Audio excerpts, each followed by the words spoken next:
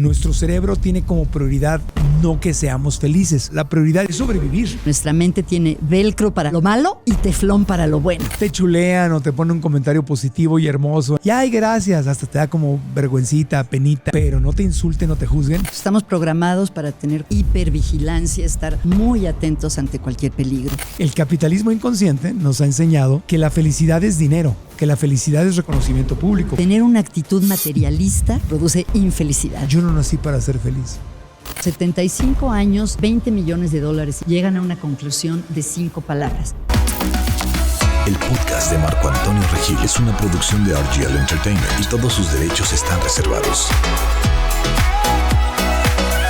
Episodio 427. ¿Qué dice la ciencia sobre la felicidad y cómo reprogramar nuestra mente o preparar nuestra mente para que nos ayude a ser felices y que no nos viva nada más preocupando y estresando? Para eso hemos invitado a una gran invitada para quien les pido un aplauso con mucho cariño. Ella es Margarita Tarragona, doctora en psicología con especialidad en psicología positiva, directora del Centro ITAM de Estudios de Bienestar, autora de artículos académicos y del libro Mejor Tú y host del podcast Psicología y Felicidad. Pues entremos en el tema. Eso nos lo han dicho muchos expertos aquí en el programa, pero ¿tú qué piensas sobre eso? La prioridad del cerebro no es hacerme feliz. La prioridad del cerebro es hacer que yo sobreviva. Sí, pero creo que es cierto del organismo en general, que queremos sobrevivir, ¿no? Y tienes razón. Muchos autores piensan que justamente este sesgo que tenemos, esta tendencia a fijarnos en lo que no está bien, en los problemas, en los peligros, es justamente un mecanismo de supervivencia. Claro. Lo que pasa es que afortunadamente la mayoría de nosotros hoy en día no estamos en peligro de muerte todos los días como nuestros antepasados cavernícolas, claro, pero nuestra mente sí sigue funcionando así. Una frase que me gusta mucho, hay un autor que dice que nuestra mente tiene velcro para lo malo y teflón para lo bueno. Entonces se nos pega y le ponemos mucha más atención al negrito en el arroz que al resto del arroz, ¿no? Ajá. Entonces, hoy en día hay muchas herramientas que nos ayudan como a crear velcro también para lo bueno, no solo poner toda nuestra... Es cierto. Sí. Te chulean o te ponen un comentario positivo y hermoso en redes sociales o en persona. Y ay, gracias. Hasta te da como vergüencita, penita. Ay, sí, gracias, qué lindo. Pero no te insulten, no te juzguen. Te pasas al día siguiente. Porque pasan semanas y ahí lo traes en la cabeza y me dijo y por qué me dijo y no sé qué tanto. Sí. Y eso lo hace el cerebro, porque el cerebro, ¿qué dice? Tengo que ponerle más atención a esto para sobrevivir porque este es un enemigo. Exacto, estamos programados para tener como una hipervigilancia, estar muy atentos ante cualquier peligro. Por eso es que en muchas ocasiones nos puede pasar a los seres humanos que dices, oye, tengo todo para ser feliz. ¿Por qué no? Claro. Porque el día que tenga tal trabajo, el día que te gane tal dinero, o tal edad, o el día que me case, o en algunos casos, el día que me divorcie, lo que sea, dices, tal día voy a ser feliz. Sí. Y el día llega y no eres feliz. Sí, esto es muy cierto y creo que coincide con muchas tradiciones espirituales sobre la importancia de estar en el momento, ¿no? Ajá. No solo en el momento, a veces hay que planear, pero no pensar en la felicidad como un estado al que vas a llegar cuando llene usted la rayita, cuando me gradúe, cuando tenga trabajo, siempre viéndolo como algo que va a estar en el futuro y no disfrutar lo suficiente o no solo disfrutar suena a lo mejor un poco superficial, no, apreciar en todo lo que significa la maravilla de nuestra vida cotidiana también, ¿no? En el presente. Exacto. Que en las últimas décadas se ha vuelto, qué bueno, mucho más popular ese tema de vive en el presente, hazte presente, ven al presente, el mindfulness, el aquí y ahora, etc. Sí. O sea, se ha cobrado popularidad esa idea que además antes era como solamente de gente muy avanzada. Sí. Una vez tuve una experiencia muy bonita. Hay un monje budista que se llama Mathieu Ricard, que también es doctor en biología por la Sorbona y es el traductor del Dalai Lama. Y fui a unas conferencias de él y en algún momento le dijeron, a ver, pero si hay que estar en el presente, ¿quiere decir que no hay que planear el futuro? Y dijo, a veces lo que hay que hacer en el presente es planear el futuro. Claro. Y se me hizo una respuesta genial. Desde el presente. Se trata de estar en lo que estás cuando estás. Exactamente. Estar presente plenamente en lo que estás haciendo en ese momento. La tendencia del cerebro, la distracción, es adelantarse para prevenir lo que podría salir mal para salvarme del peligro. Entonces, vivir en el presente, en el aquí y ahora, apreciar lo que hoy tengo. Si tomo un vaso de agua, sentir el agua en mis labios y en mi decir qué rico, qué privilegio, gratitud.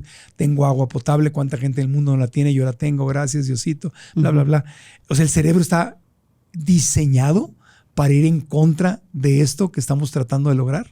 Pues sí y no. A nivel más básico, digamos, automático, sí.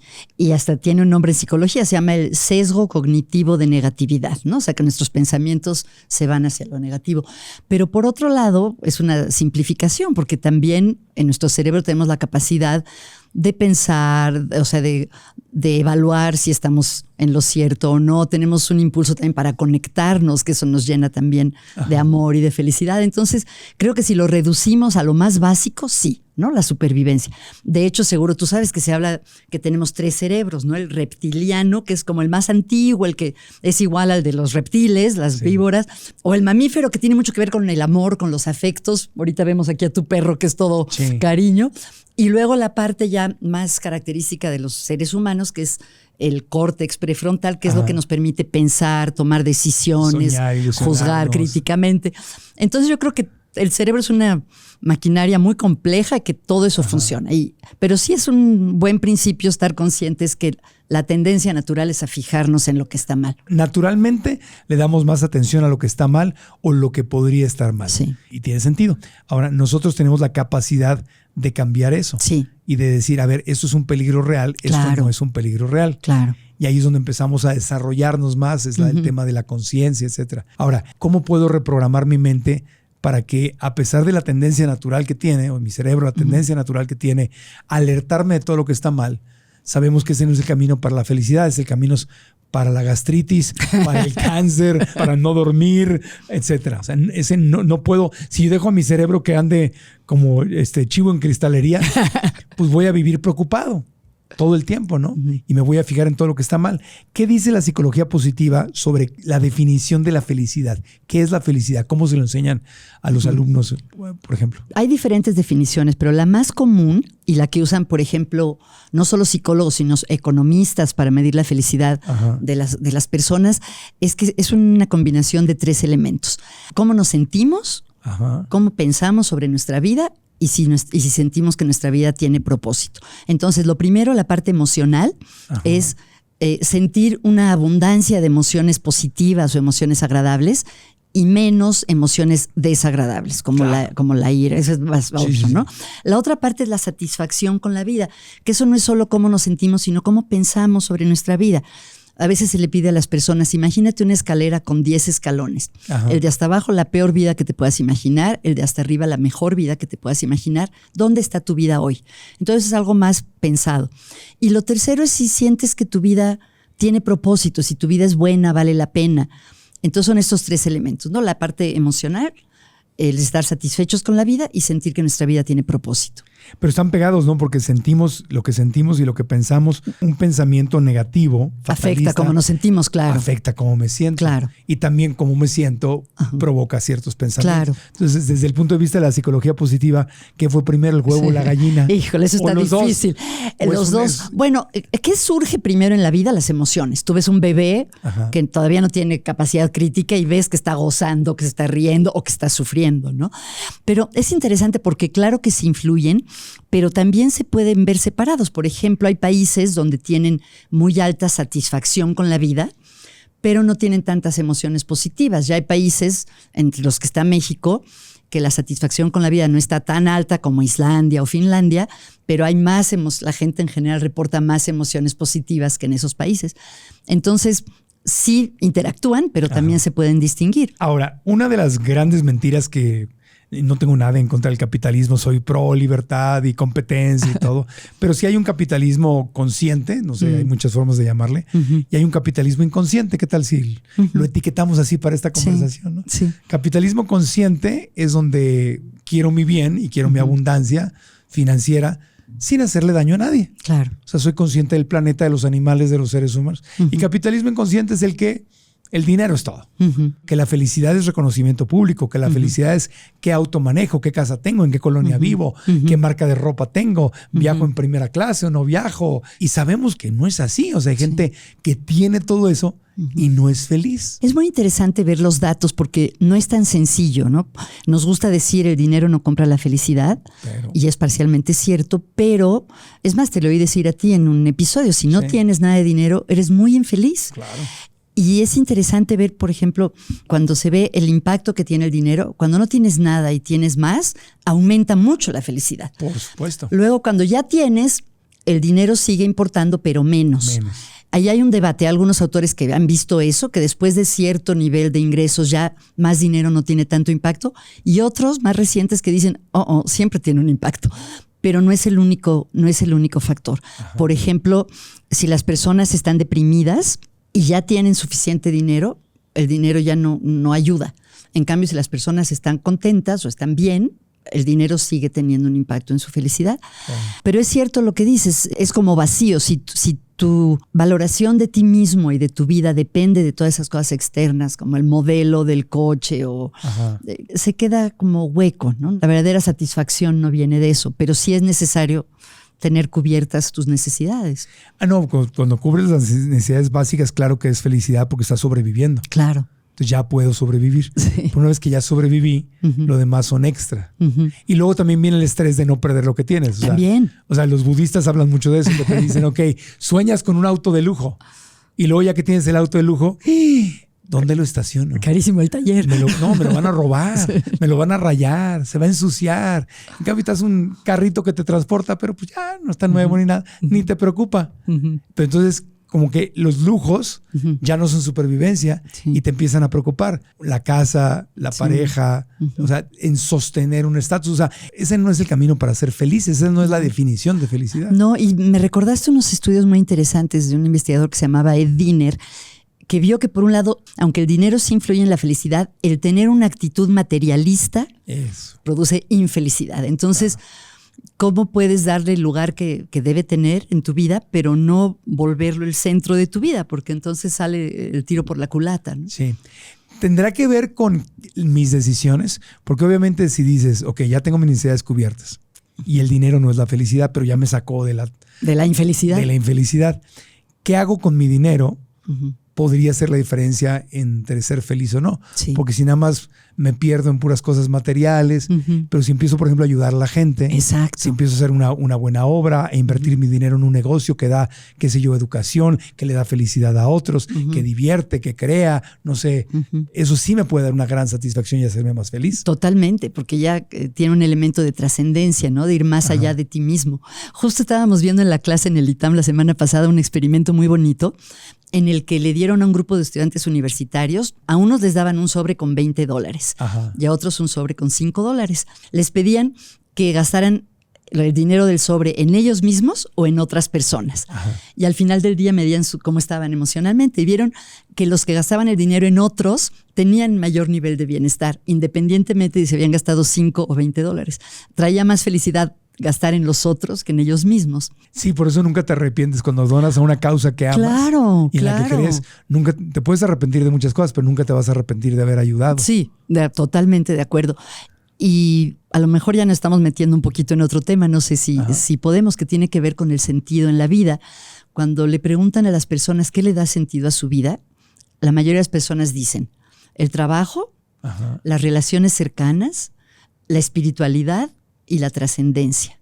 Claro. Y me acordé por lo que decías, porque el dar a otros pues tiene que ver con la trascendencia, claro, ¿no? Con ir más allá de ti. No, pero tiene mucho que ver, porque si tienes claro que la felicidad va por ese camino, entonces, y si logras tener una buena cantidad de dinero, pero la enfocas en esto, es muy distinto que si la enfocas simplemente en el siguiente, en brillar, en el bling bling, ¿no? En ponerte buchoncito como hoy en día, ¿no? O sea, que se note que traigo dinero, versus buscarle un sentido a mi vida. Claro. Y el dinero puede ayudar, claro. Pues tienes dinero, puedes abrir lo que se te dé tu gana, incluyendo una escuela, por ejemplo. Sí. Cada día, a menos que vivas en la pobreza extrema, pero de clase media para arriba, vivimos en un nivel de confort muchísimo más grande que el que teníamos antes.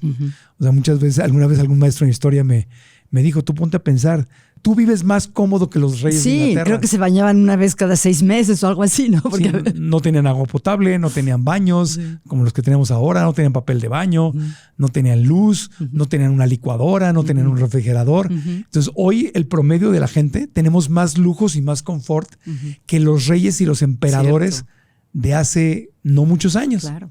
Sin embargo, no podríamos asegurar que el confort nos ha dado un mayor nivel de felicidad. O sea, la tecnología y el confort ha subido mucho, pero el nivel de felicidad ha subido mucho. Eso está interesante porque no se medía antes, ¿no? Ajá. Sería interesante ver la diferencia entre... ¿Cómo se mide la felicidad? O sea, ¿qué dice la ciencia? ¿Cómo la mide? Básicamente a través del autorreporte. Le preguntas a la gente. Y justamente, por ejemplo, el INEGI en México fue de los pioneros en medir la felicidad y mide los 3 elementos que te mencionaba.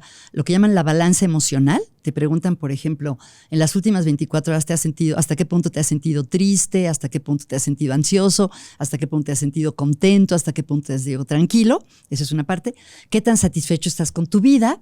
¿Y sientes que tu vida vale la pena? Entonces, esas son las cosas que miden.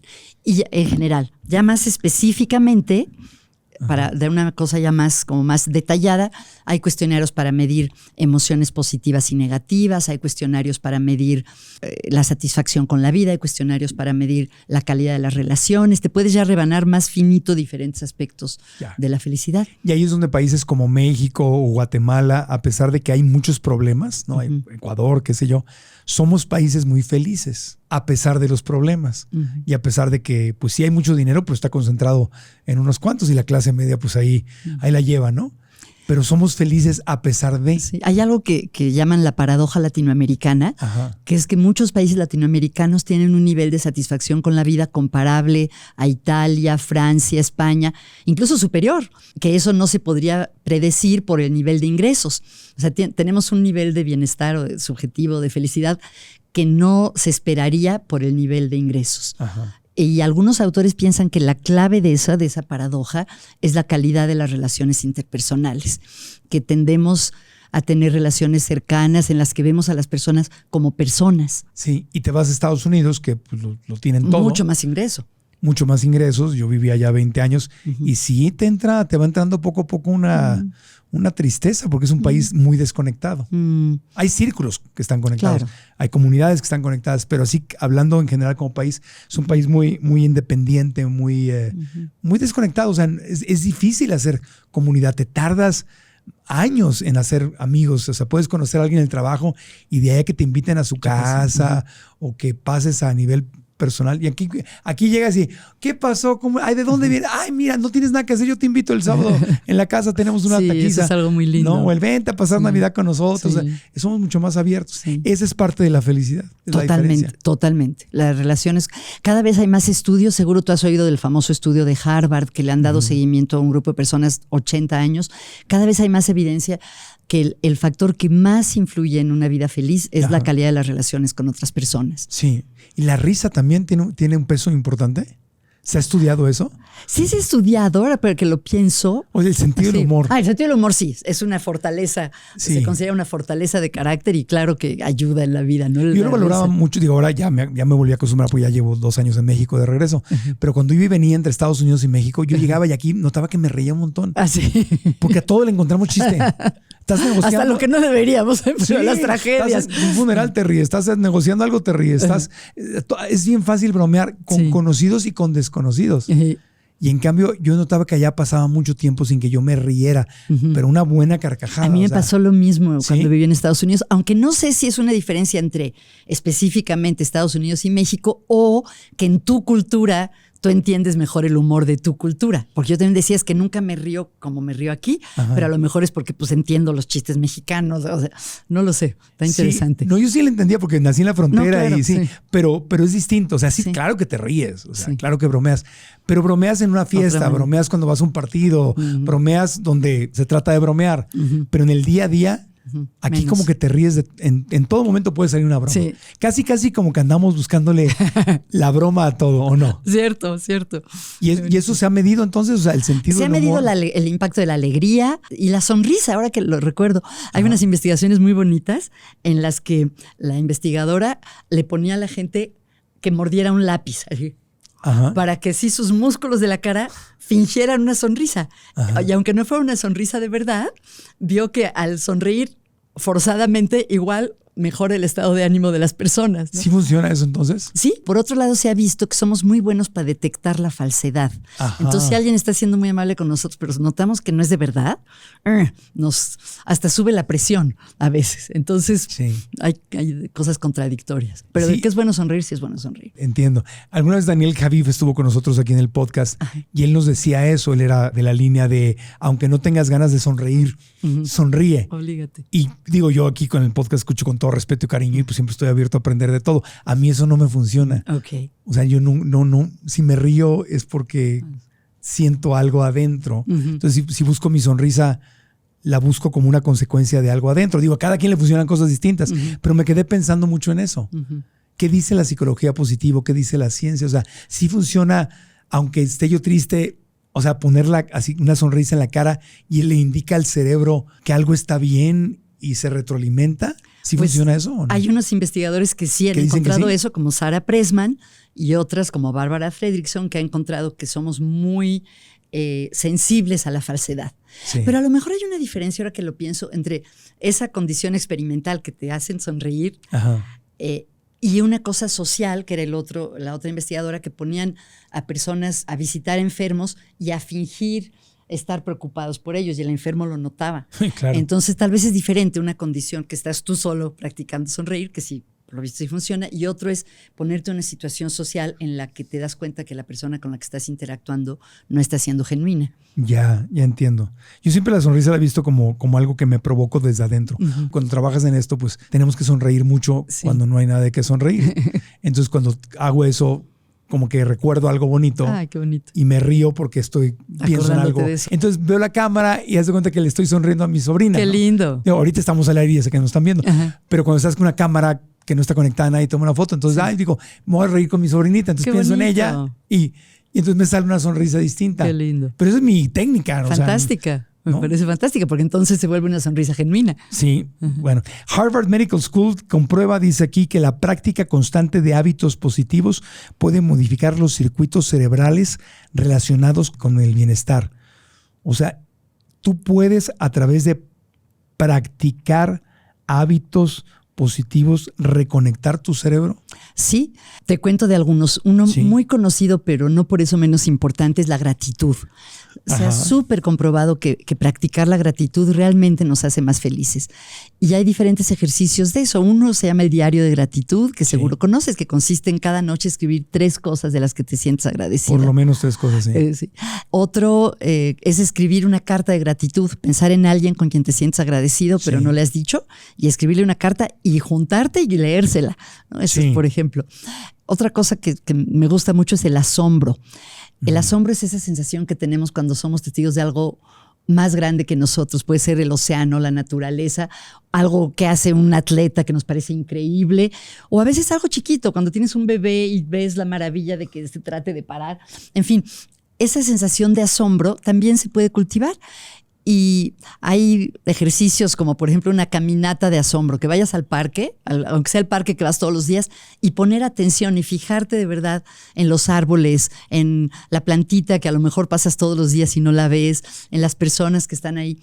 Y estas caminatas de asombro también aumentan los niveles de felicidad. Una muy básica, hacer actividad física. Ajá. Desde hace mucho tiempo se ha sabido que la actividad física es buena para la masa muscular, para controlar la glucosa, pero lo que hoy en día se ha visto es que el caminar, bueno, no solo el caminar, el movernos tiene un efecto antidepresivo. Al grado que hace poco la Sociedad Médica Americana puso en los lineamientos para los médicos que tratan la depresión que tienen que recetar el ejercicio como parte del tratamiento. Realmente es súper importante moverse, hacer ejercicio. Estaba leyendo que creo que Suiza o Finlandia, uno de esos países que acaba de autorizar por primera vez que un médico recete un viaje como parte de un tratamiento de salud. Sí, me encantó eso. Espero que mi doctor me recete eso. O sea, ya legalmente. Sí. O sea, el doctor me recetó unas vacaciones. Sí. Me voy. Eso está maravilloso. Ya la medicina moderna reconoce, desarrollada dice sí. O también que recetar ir a la naturaleza. Exacto. En Japón tengo entendido que eso se considera un tratamiento que también los doctores pueden recetar, los baños de bosque, ¿no? Que es ir al bosque y estar cerca de los árboles, no un ratito, o sea, varias horas. Y caminar y sentarte ahí y todo eso. Efectivamente. La Universidad de Berkeley, sobre lo que tú mencionas, demostró que escribir 3 cosas por las que estás agradecido durante 21 días incrementa un 25% la sensación de bienestar. Así es. O sea, la gratitud da felicidad. Efectivamente. La gratitud da bienestar. Sí. O sea, sale caro no ser agradecido. Exacto, exacto. Estar con la gente que queremos, estábamos hablando de eso. Es algo muy sencillo, pero no escatimar el tiempo con nuestros amigos, con nuestra familia, no darlos por hechos, no pensar, bueno, hoy estoy muy ocupado, pero la próxima semana sí voy a ir a ver a mi tía o realmente dedicarle tiempo a nuestras relaciones seguramente es la mejor inversión que podemos hacer. Oye, aquí tengo una pregunta y tengo una estadística, pero sin influenciarte con la estadística, quiero que tú me digas qué piensas. ¿Se nace feliz o se aprende a ser feliz? Las dos cosas. Ya ves que en psicología se habla del debate entre la naturaleza y el entorno. O sea, somos de cierta manera porque así venimos genéticamente o porque así nos enseñaron y así aprendimos en nuestro entorno. Y casi para cualquier cosa en psicología, y tú sabes porque tú también sabes mucho de psicología, son las dos cosas. Sí se cree que hay cierta tendencia y los que son papás y mamás que si tienen más de un hijo saben que hay niños más alegres que otros, niños más enojones. O sea, sí venimos con cierto programa de fábrica, pero depende mucho, ¿no? Porque si eres alegre por naturaleza y te toca una familia súper amorosa y alegre, pues con mayor razón. Claro. Entonces, generalmente son las dos cosas y yo creo que hay que apostarle a la parte que podemos aprender, ¿no? Porque lo que dicen tus genes, pues no hay tanto que puedas modificar, aunque hoy sabemos que sí se puede modificar también la expresión de los genes. Sí. Pero ¿por qué no enfocarnos en la parte que sí depende de nosotros? Ya. Acá dice la psicóloga Sonia Lyubomirsky, esa mera, de la Universidad de California, dice que la felicidad depende solo en un 10% de las circunstancias externas, 40% de nuestros hábitos diarios, que es bastante poderoso, y 50% de la genética. Si tú aprendes a ser feliz, ¿le puedes heredar a tus hijos genéticamente la capacidad de ser feliz? No, eso no es que, no es que los genes se modifiquen de una generación a la otra. No se modifican. No, pero varias generaciones sí. Híjole, creo que no. Por si pensamos en la evolución de las especies tardan milenios o más. Más bien es que uno, si tú tienes una genética que te predispone a la felicidad, seguramente esas se las vas a pasar a tus hijos. Pero sobre todo, si tú tienes una manera de vivir positiva y eso sí, alegre, pues los vas a criar de esa manera y en ese sentido se los vas a transmitir, no en los genes, sino en su manera en lo que aprenden de la manera de vivir. Claro, entonces sí se heredan los genes de la depresión o de la tristeza. De la depresión sí hay mucha evidencia, sí. De la depresión, de la ansiedad, sí. Pero también ahí es una mezcla de situaciones, porque puedes tener una tendencia a la depresión y tener una vida muy afortunada y que no se te dispare, y tener esa misma tendencia que te pase algo terrible en la vida, un accidente traumático y que eso dispare el proceso depresivo. Entonces, en general son relaciones que no son causa y efecto claro, ¿no? Sería interesante ver cómo miden esto, o sea, cómo lo mide la ciencia, cómo mides que la genética te da felicidad y cómo mides que el 40% de nuestros hábitos te dan felicidad. Pues en parte lo miden estudiando familias y en particular gemelos idénticos, porque los gemelos idénticos tienen igualitos todos sus cromosomas, del ADN es igualito. Claro. Se ha visto, por ejemplo, que si miden el nivel de felicidad de un gemelo idéntico y el de su gemelo, se parecen mucho y se parecen más sus niveles de felicidad que entre ellos y sus otros hermanos que no son gemelos. Y algunos estudios que son muy difíciles de hacer comparan gemelos idénticos que han sido criados separados por distintas familias en diferentes lugares y ven que su nivel de felicidad es muy parecido, aunque hayan vivido en entornos muy diferentes. Entonces de ahí llegan a esas conclusiones. Aunque es tan difícil, me recordaste una frase que se usa mucho en psicología, que dicen que en psicología lo mejor que puedes hacer es escoger bien a tus papás. Pero ¿cómo eso no se puede hacer? Te tocó la genética que te tocó. ¿Qué es lo que sí está en tus manos para cultivar la mejor vida que puedas? Mis hábitos. Exacto. Lo que pienso. Bueno, y aparte tú eres buenísimo para todo lo de los hábitos, Marco, ¿no? Pues es para sobrevivir, porque la forma en que pensaba me estaba haciendo triste, me explico, era las obligaciones, los juicios, el tratar de ser aceptado, o sea, pues cuando uno sufre mucho, llega un punto en que te puedes cansar. Claro. Y es una bendición, porque dices, oye, yo no quiero vivir así. Entonces, por eso no creo que adquiriste buenos hábitos. Mérito así nada más de, los voy a adquirir, ¿no? Es que te cansas de sufrir. Claro. Y cuando te das cuenta que tú te estás provocando el sufrimiento, dices, hay sufrimiento que no puedo evitar. Claro. Pero cuando te das cuenta que hay una gran proporción de sufrimiento que es autocreado, entonces, oye, yo no quiero comprar boleto para esta función. Antes de continuar con el podcast, quiero hacerte una pregunta. ¿Cuándo fue la última vez que te sentiste verdaderamente en paz? Y me refiero a esa calma interna que te ayuda a sonreír, a sentirte creativo, creativa, a dormir mejor, a encontrar soluciones y a ser simplemente la mejor versión de ti. La ciencia dice claramente que hay una super herramienta que te ayuda a lograrlo y es practicar la gratitud. Las personas que agradecen a diario viven más felices. Es muy sencillo. Ven oportunidades donde antes solamente veían complicaciones o problemas. No es cuento, es neurociencia. Por eso hemos creado un programa que en solo 21 días puede ayudarte a crear ese poderoso hábito de agradecer. Te invito a que lo vivas conmigo. El programa se llama 21 días de gratitud e incluye 21 meditaciones donde yo te guío y 21 prácticas para que conviertas la gratitud y esas meditaciones en tu estilo de vida. Ven ahora mismo a marcoantonioregil.com/gratitud e inscríbete por solo $1 al día. Repito, marcoantonioregil.com/gratitud. Y ahora continuamos con el podcast. Viktor Frankl. El libro El hombre en busca de sentido, ¿lo han leído? Ese es un libro de maravilla, sí. Pero ese es de cajón, así canasta básica de la transformación personal. Sí. Y yo no sabía que había un instituto que se llama Viktor Frankl Institute, ¿correcto? Y Yale Center for Emotional Intelligence, el centro de Yale para la inteligencia emocional.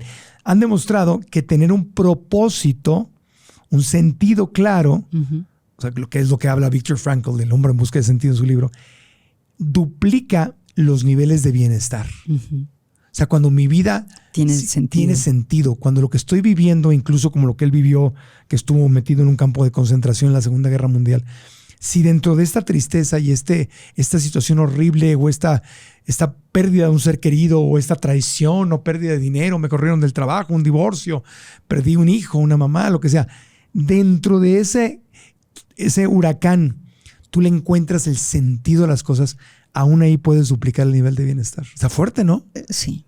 Sí, no sé si estudiaron tragedias, pero en general tener un sentido de vida aumenta el bienestar, ¿no? Pero lo de él fue una tragedia. No, lo de él sí, definitivamente. En el holocausto. Sí, no, totalmente. Pero en el caso de él no es que lo midieran, sino que no lo midió. Él lo cuenta en su propia experiencia y lo que logró después al logra salir, sobrevivir. ¿no? Decía que él se imaginaba que iba algún día a dar clases y iba a estar fuera y que esa esperanza le ayudaba a mantenerse vivo. Y que lo que estaba documentando escondidas, porque no también, que le iba a servir. Que le iba a servir. Entonces se vio él como un caso científico. Dijo, le voy a dar sentido a este holocausto, literalmente, ¿no? Que estoy pasando, porque algún día voy a poder hablar de mí como un caso científico. Pero entonces, encontrarle el sentido a las cosas. O sea, como preguntarte, en vez de decir, ¿por qué me está pasando esto a mí? ¿Para qué? ¿Eso lo han medido o ayuda? ¿O es parte de la psicología positiva? Fíjate que no. Esto del para qué, yo creo que viene más de otras tradiciones como espirituales o metafísicas, ¿no? Sí. Yo creo que encontrar sentido no es solo responder para qué, sino qué aprendí de esto, qué consecuencias ha tenido.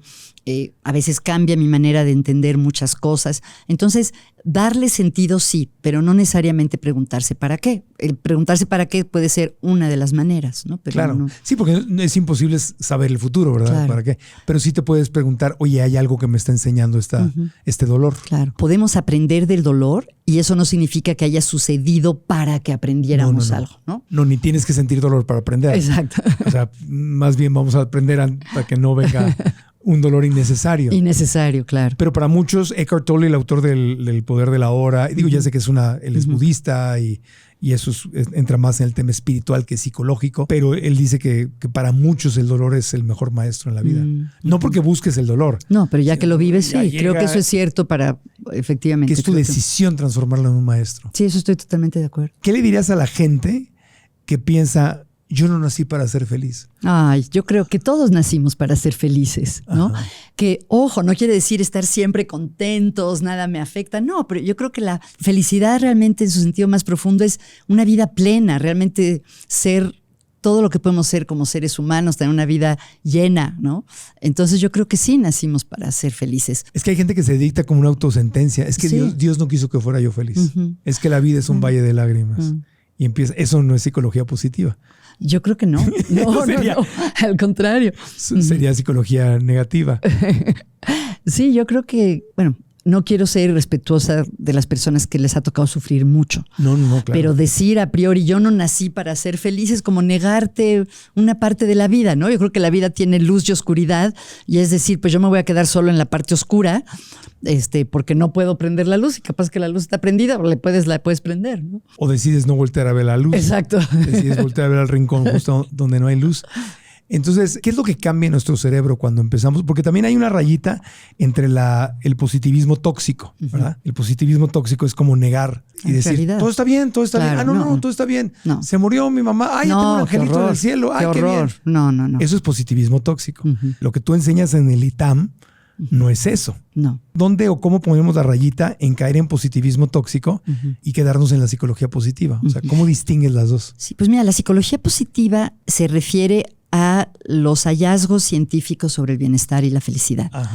Y nos enseña cosas de muchos temas, de la gratitud, de las buenas relaciones interpersonales, de cómo afecta el dinero la felicidad, qué le trae sentido a la vida. Entonces, aprender de eso y ver qué podemos incorporar en nuestra propia vida. Ajá. No es tú tienes que pensar de cierta manera, sino esto es lo que sabemos que es relevante para ti, como que puedes practicar. Con mis alumnos siempre hablamos de experimentos. Cada semana, por ejemplo, el diario de gratitud, una semana llevaron un diario de gratitud y a ver si tiene un efecto para ellos.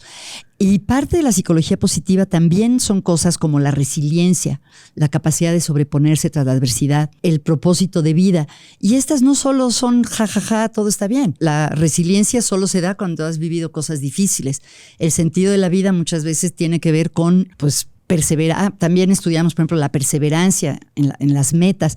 Entonces no es solo placer, no es solo alegría. Una colega que aprecio mucho dice que el chiste en la vida es poder sostener al mismo tiempo lo oscuro y lo luminoso. Sí. Y como la psicología como disciplina históricamente se había enfocado mucho en lo oscuro, los traumas, los déficits, Claro. las psicopatologías, la psicología positiva lo que propone es ampliarlo y también estudiar lo que está bien, las fortalezas de carácter, el optimismo, la resiliencia.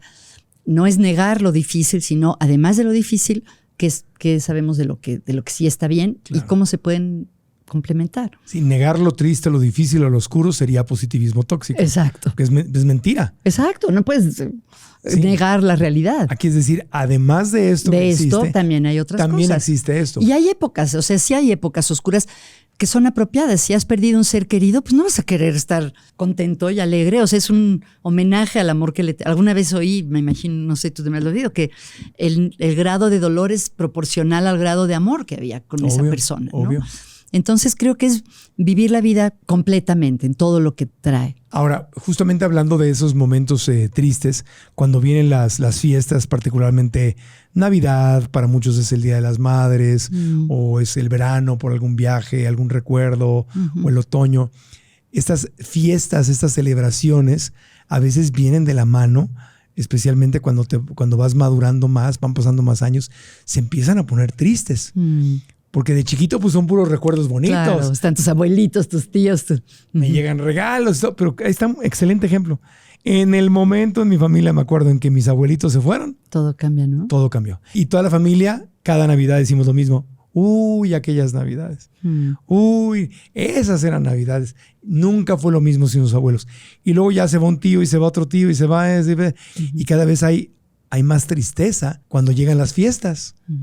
No solo la Navidad, por las ausencias. Sí. ¿Qué dice la psicología positiva sobre esto? ¿Cómo manejar lo que es una fiesta, pero ya trae de la mano la sombra de la ausencia y de los dolores? Pues lo primero es aceptar lo que sientes, no tratar de negarlo, ¿no? Sí te da tristeza, te da melancolía y también, por ejemplo, recordar lo que sí te dieron esas personas o la parte de ti que eres gracias a esas personas y a lo mejor por ejemplo, hacer algo por los demás, ¿no? Si ya no te gusta hacer tú la cena, a lo mejor donar o ayudar a dar comida a gente que lo necesita. Uh-huh. O también crear nuevas relaciones, que no para sustituir, nadie va a sustituir a esa persona, pero puedes estar con gente que quieres, con tus amigos, crear nuevos rituales también. A veces es difícil porque el ritual sigue igual y a veces ya se siente como raro. Entonces, a lo mejor conozco muchas familias que ya conforme las familias han ido creciendo,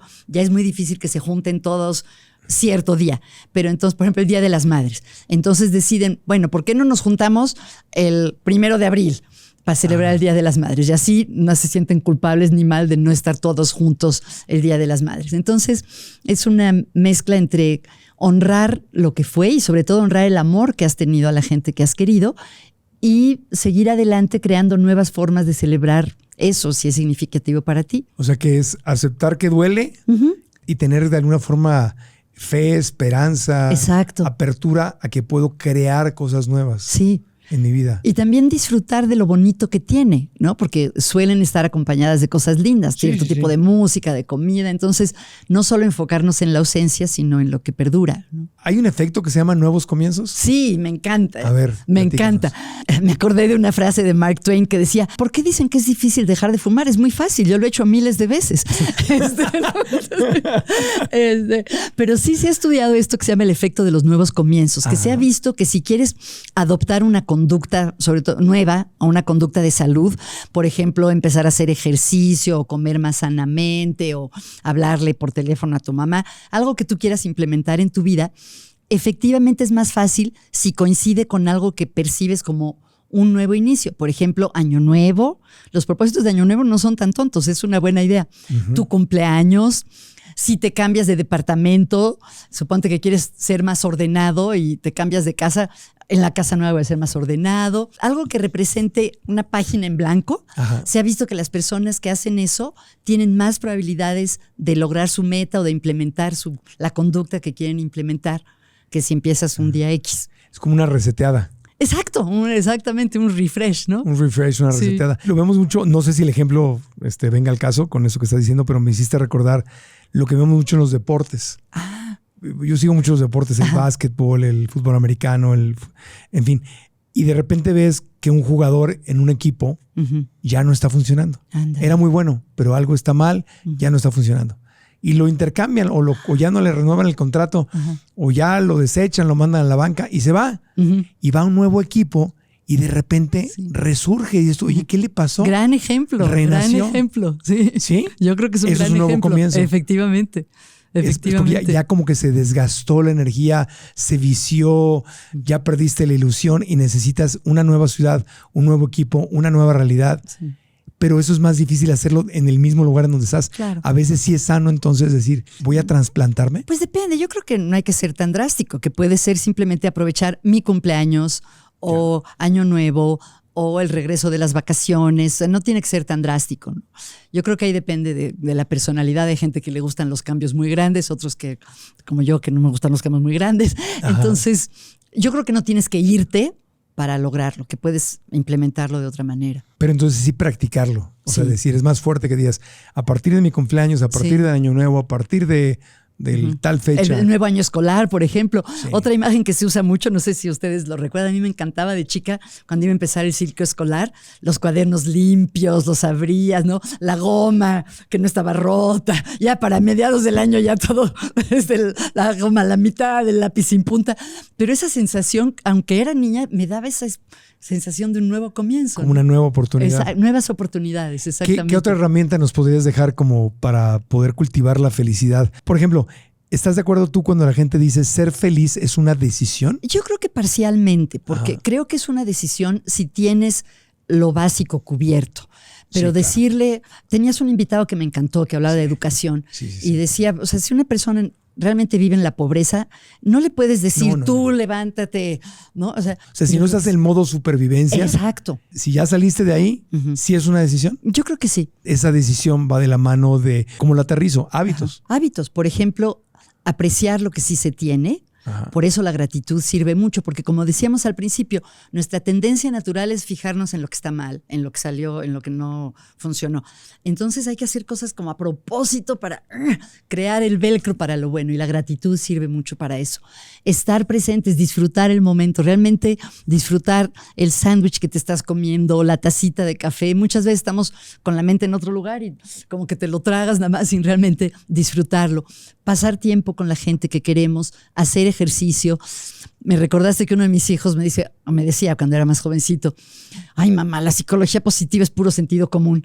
Y pues tiene un poco de razón, pero es bonito ver que esa sabiduría de sentido común, hoy en día la ciencia demuestra que es cierto, ¿no? Que hay que cuidar nuestras relaciones, ser agradecidos, poner atención a todo lo que sí tenemos. La mente sí se tiene que disciplinar, porque si la mente la suelto y no pongo absolutamente reglas, límites, prácticas que me enfoquen en lo que yo quiero enfocarme, la mente, su tendencia va a ser irse a lo que está mal. Claro. Y también se puede maleducar, en el sentido de que aparte de su tendencia, si todo el tiempo estás quejándote, criticando, pensando en todo lo malo de todas las personas que te rodean, pues eso también está creando como un caminito en el sistema nervioso para que, además de ya la tendencia natural que tenemos, si aparte estás todo el tiempo como reforzándote a pensar siempre lo peor, pues también ahí estás disciplinándola, pero de una manera indeseable, ¿no? Entonces son hábitos. Exacto, hábitos mentales. Todo es hábitos. Muchos son. O sea, es hacer un caminito. Exacto. Dicen una frase muy común en la psicología, es que las neuronas que disparan juntas se quedan juntas, ¿no? Entonces, si estás, qué mal está esto, ya viste qué fatal, ya viste a fulanito, todo mal, se va creando como un camino neuronal que es como si fuera un riachuelo que se va haciendo cada vez más fuerte. Y lo que hay que hacer es crear otro cauce de otro río, qué sí está bien, qué me gusta, cuáles son mis fortalezas, qué aprecio de la gente, qué es lo mejor de vivir donde vivo. Y ahí se va creando como otro cauce para el río. ¿Se han hecho estudios del cerebro de la gente que tiene pensamientos compulsivos negativos y la gente que tiene una mentalidad agradecida y con más posibilidades y más positiva? Curiosamente, la semana pasada leí un estudio que justamente vio eso, que las personas que constantemente tienen un diálogo interno negativo, muy crítico y autocrítico, efectivamente tienen ciertos patrones cerebrales diferentes de las que no. Lo que sí se ha visto, aunque no se ve exactamente en el cerebro, en otros casos, son cambios en la salud física, en la felicidad, en la satisfacción con la vida. Hay un tipo de meditación que se llama la meditación de loving kindness, de bondad amorosa. O de amor y amabilidad. Primero te relajas, respiras y primero evocas un momento en el que hayas sentido mucho amor y sientes ese amor. Y luego pides para las personas, primero para ti mismo, pides que esté libre de peligro, que esté sana, que esté feliz, que mi vida fluya con facilidad. Luego piensas en una persona cercana y piensas lo mismo, que estés libre de peligro, que estés sana, etc. Y luego piensas en desconocidos y luego en toda la gente le deseas eso.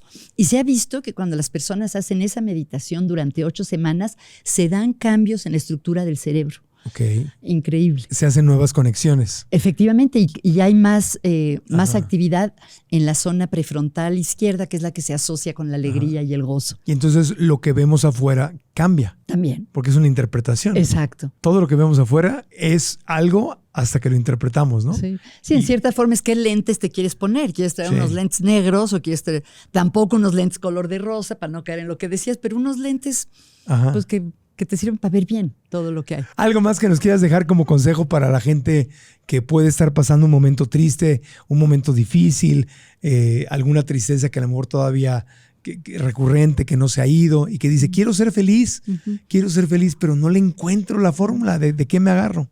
¿Qué les pues yo dirías? creo que dar pasos pequeños, no pensar que de un día a otro voy a ser súper feliz, pero ¿qué puedo hacer para estar un poquito más feliz?